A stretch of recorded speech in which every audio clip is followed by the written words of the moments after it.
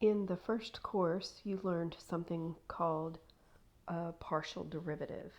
Now, when you take the partial derivative of a function, you're taking the derivative with respect to only one of the variables, while keeping the other variable a constant. For example, if I have this equation right here, if I'm going to take the partial derivative of this thing with respect to just a y, then I'm going to take term by term, but for the first term, the x squared is just a constant. So I have x squared in front. Taking the derivative of y cubed, I get 3y squared. Then I have minus x as a coefficient. Take the derivative of y squared, I get 2y. Last term, the 2x is multiplying y to the first, so I take the derivative of just the y, and the 2x is a multiplier. And then you rearrange your factors in each term to make it look pretty.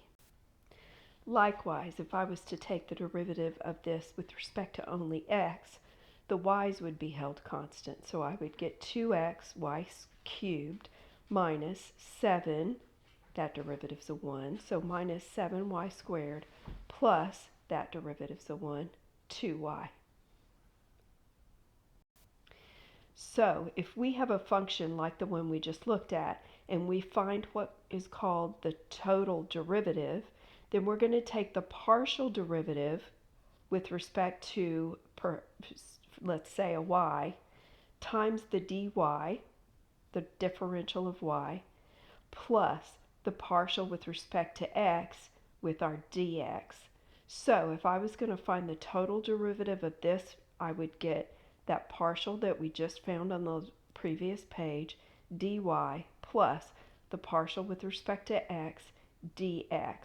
Now, remember from your first course that also the other notation that we learned, if I take the partial with respect to x, I write fx. If I take the partial with respect to y, I have the subscript y. So this is your mixed second partial derivative. We did the x first and then we did the y.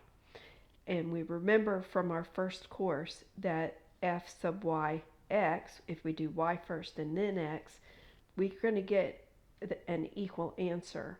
So that fact is going to be used in these what's called exact differential equations, because if I have an equation like this, say this thing equals 0, then I can take the partial of this with respect to x and get this, and I can take the partial of this with respect to y, because we did x before, now do y, I get the same answer. So we can use this process right here to show that our differential equation is what we call exact. So to show that we have an exact differential equation, usually we see it written in this form. Now the x thing may be before the y thing, m may be with respect to x instead of y, blah, blah, blah. But we're going to use this and these differentials as our guide. If this says dy, then this is supposed to be the partial with respect to y. If this says dx, then this is the partial with respect to x.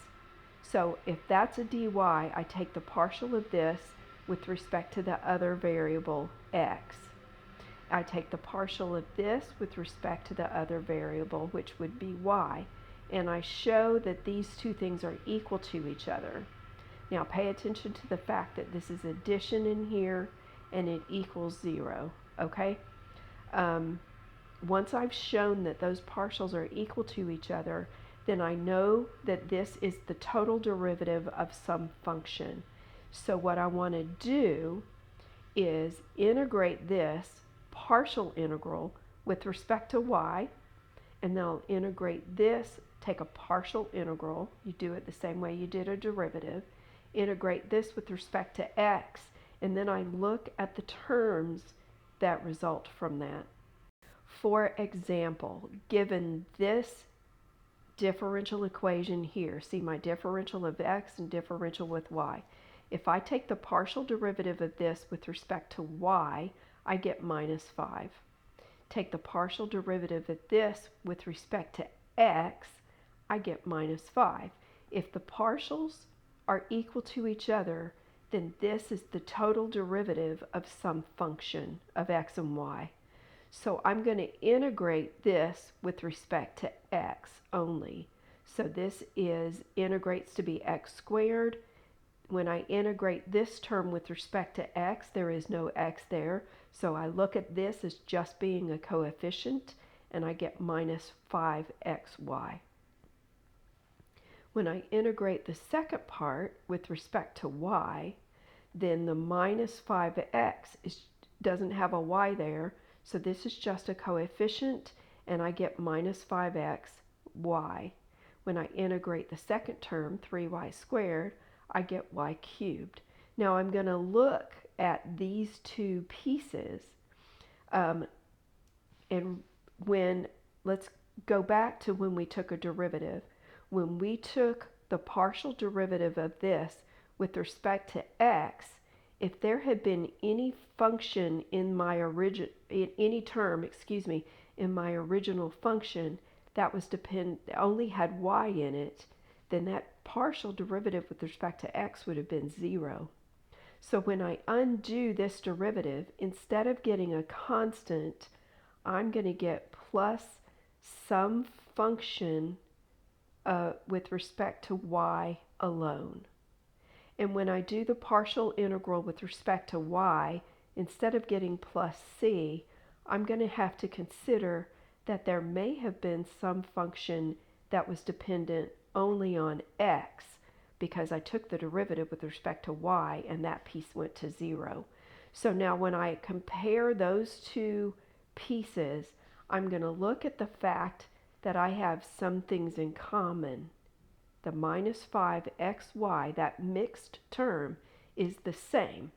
But do you see that the g of x corresponds to the x squared, and the h of y right here corresponds to the y cubed?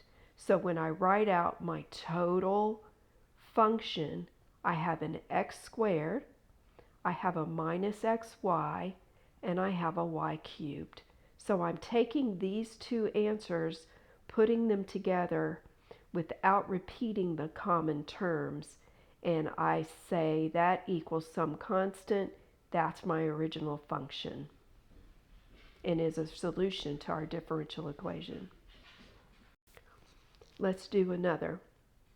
The first thing we have to do is show or check to see if this is a perfect total derivative. So the derivative of this piece was taken with x, so I'm going to take the partial with respect to y. When I do that, I get the derivative of plain old y is 1, so I get 3x squared. The derivative of e to the y with respect to y is just e to the y, so I get this. Moving on to the second piece, making sure that I know that this is a plus.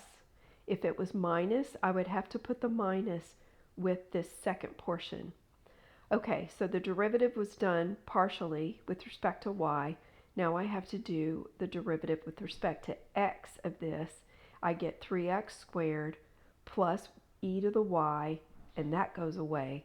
3x squared plus e to the y in both cases shows me that this is a total derivative of some function, and I can solve the differential equation by integrating this first piece with respect to x alone. So it's a partial integral. When I take the integral of this thing with respect to x, the y is just a multiplier. He's going along for the ride, and I get x cubed y. Integrate this with respect to x. I treat e to the y as a constant.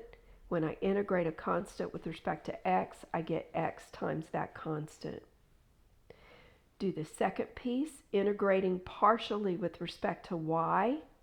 Here I have it. Integrate this with respect to y. Well, there's no y there. So the x part is treated as a constant, and I get x cubed y. Integrating this piece with respect to y, x is just a constant, Integral of e to the y is e to the y. Integrate minus 2x with respect to y only, and I get minus y squared. Now remember what we had. We had when we integrated with respect to, or took the derivative with respect to x, we might have had some function of y alone. When we integrated with respect, took the, partial derivative with respect to y, then anything that was dependent on only x would have gone to 0. So now I put these two answers together. Both of these have x cubed y. Both of them have e to the x e to the y, but I also have a minus y squared. And that minus y squared is that function of y that went to 0 when the partial with respect to x was made. And so my answer is all of the distinct terms that I get when I integrate these partial integrals. Put them all together and it equals the integral of a 0 is my constant. One more example. You'll see a lot of the questions written this way. So we know we need to separate the dx and the dy, so I'm going to multiply away the dx. And also, I need to have all of these terms on one side of the equal sign so that it equals 0. So I have to subtract this from both sides. That minus in the middle is going to belong to the second piece. Don't forget that you have to keep your minus sign. Okay, let's check to see if it's exact.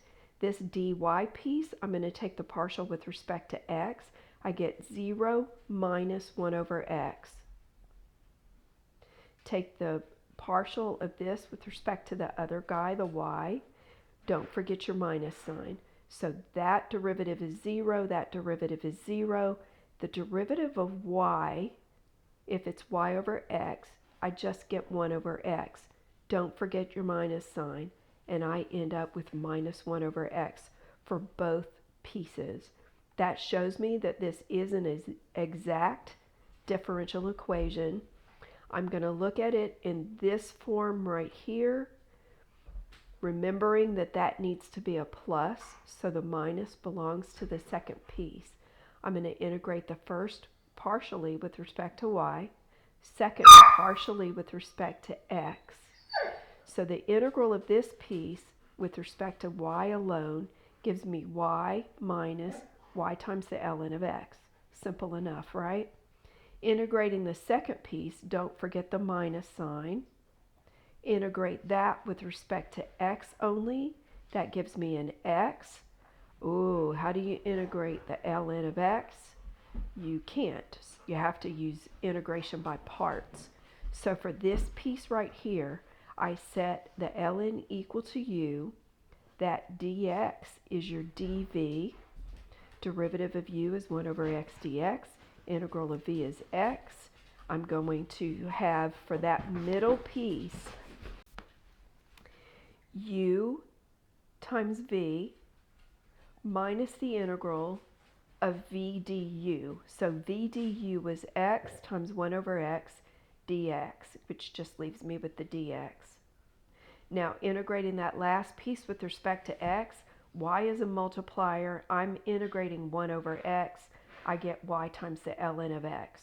So finishing this off, I have a minus sign on the outside, which is going to distribute to each piece. That integral of the dx is an x. So I'm going to get minus x ln of x, minus a negative is plus x, and minus y ln of x. So notice that this minus x and this plus x cancel out, and I'm left with minus x ln of x minus y ln of x. So when I put those two pieces together, let's circle them so we can see them. I have this guy and I have this guy. I'm going to shove those two pieces together without repeating anything. So I've got y minus y ln of x minus x ln of x minus y. I made a boo-boo. Oh, let's fix that. I copied it down wrong. That's an x. There we go. So let's double check.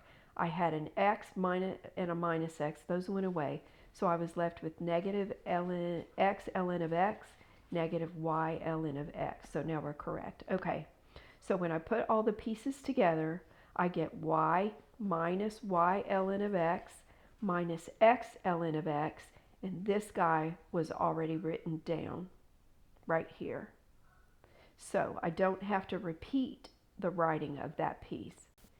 And at this point, you can be finished. That's a perfectly good answer. Set it equal to a constant and be done. Or you can see that these two terms have an ln of x, and I can write it as y equals, factor out the ln of x, and the minus, by the way, I get x plus y equals a constant.